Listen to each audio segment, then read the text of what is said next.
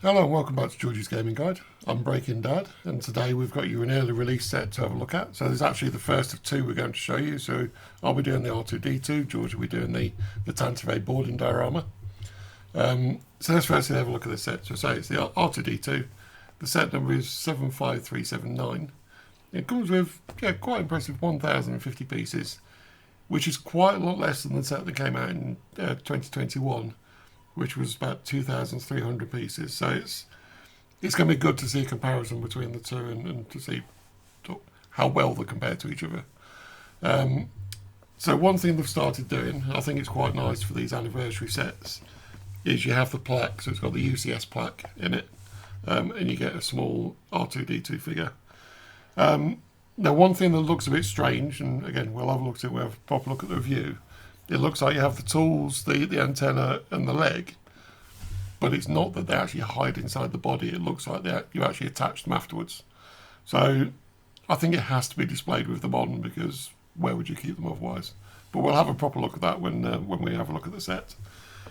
And then the reason that a lot of people go for this is this here. So it's the 25th anniversary of Lego Star Wars. And I think they've been quite clever here. So they've released some ships, which I think it would appeal to anyone anyway. You know, the Tantive IV, the Millennium Falcon, the Hand. Can't think of the full name of that one now. And then this and the Tantive IV boarding. So to release this so close to the last one they released, they had to do something a bit special. So you'll actually notice down here, and I'll show you the side of the box so it makes it a bit clearer. There is actually an exclusive minifigure for the 25th anniversary.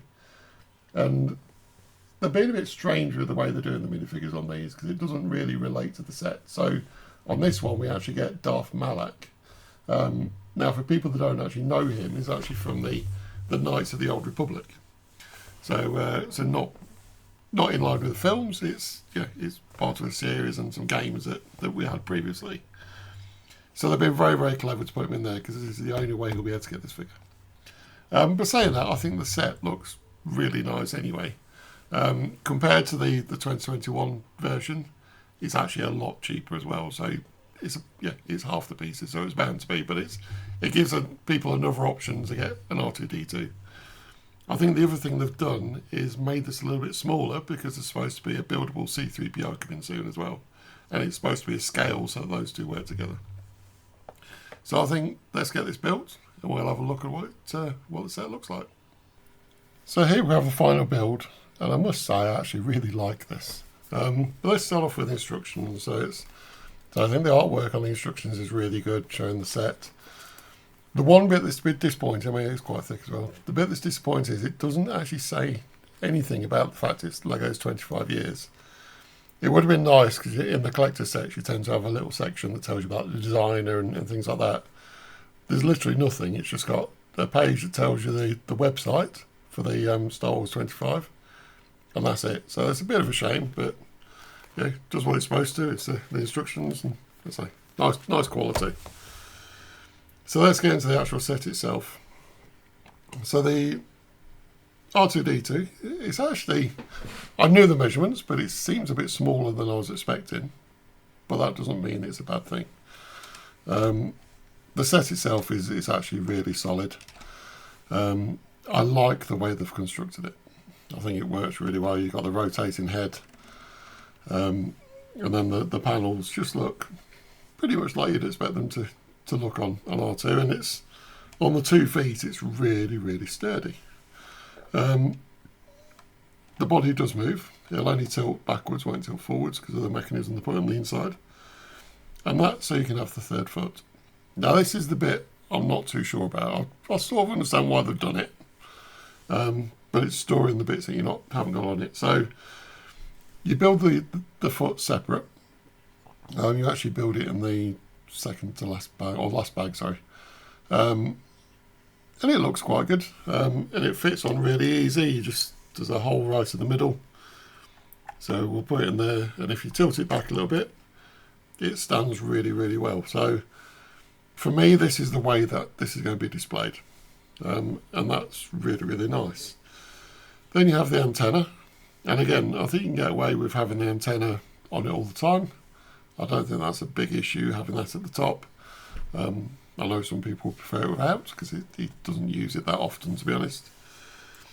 And then you've got his 2 lots of implements. Now this is the bit which I'm not as keen on, because it looks really nice the way it is, but to put the implements on, you have to actually remove this tile, and then you put the implements on. Now it's quite nice, it looks like the door's actually opened, so that's pretty good. It does move as well. So again, I think it actually looks really nice. I'm not decided yet whether I'm going to keep it with the tools out or not. Should go on there very simply. So I think that's pretty good, to be honest. But then what do you do with these? In some ways, it would have been nice if this had been more solid, so you can actually put the plates on the side of it, or the tiles on the side of it, just to keep everything safe. So I'm going to have to decide what I'll do with these. There are a couple of open studs at the back, so maybe we can actually just stick them on the back, because once it's on the shelf, no one's really going to see that. In fact, that's probably what I will do. But I think it looks really, really nice. But I'm going to go back to the closed one, because I think it looks better. It's a nice function to have these, but I think it just looks cleaner with that. I might take that off for a minute as well. So yeah, I'm actually really, really impressed. So really good start to this set. So then we have a look at the bit that's the sort of makes it look a bit more like a UCS. So you have a plaque, and thankfully it's one of the printed plaques rather than the stickered one. So hopefully this is the way they're going to keep going. And we have the standard R2-D2 minifigure, which is really nice. They're printed front and back and all around the top part of him. So that's really good. And so the printing quality is nice. I like that. Now, just before I go on to the exclusive figure, you do get a sticker sheet with this. So there's a reasonable amount of stickers. Now, one thing I found, I don't know whether they've changed manufacturer or whether I was just a bit unlucky with this one, but the stickers seem to come off really easy, and to the point where one of the stickers down here, which is one of the stickers on his front, I thought was missing because there was actually a gap, and it come loose in the box and was actually stuck to the inside of the box. So I'm hoping it's not going to affect the adhesion on the model. It seems okay, but that's just to watch out, and it's the first time I've ever had anything happen like that before. So a bit strange, but as I say, hopefully it's just a one-off, and it's sort of a bit of a free thing that it happened. And then we come to the thing that's probably going to get a lot of people to buy this set, which is Darth Malak. Now, as I mentioned, this is from the Knights of the Old Republic, so a lot of people probably won't know who he is. The minifigure itself is actually really nice. The body is primarily just red and black. There's a little bit of silver around his waist where he's got his belt, and around the top, which I think is to secure his cloak. Got the silver hilt for his lightsaber, as all the characters seem to have nowadays. With his white hands and face. Face is only single-sided because he's got a little bit, his head is exposed halfway. The face is fully printed as well, despite him having this sort of thing around the top of his head. So that is really, really nice. And then the other thing with this is you get this little plaque that's got 25 years of Lego Star Wars. And again, I think it's really nicely printed. I think in a few years that's going to be a really desirable piece as well. Although it does come in 5 different sets, so it's not going to be that rare. I mean, I think the 50-year anniversary one that you get with the other R2-D2 might be a bit more popular in future because it's only the one set.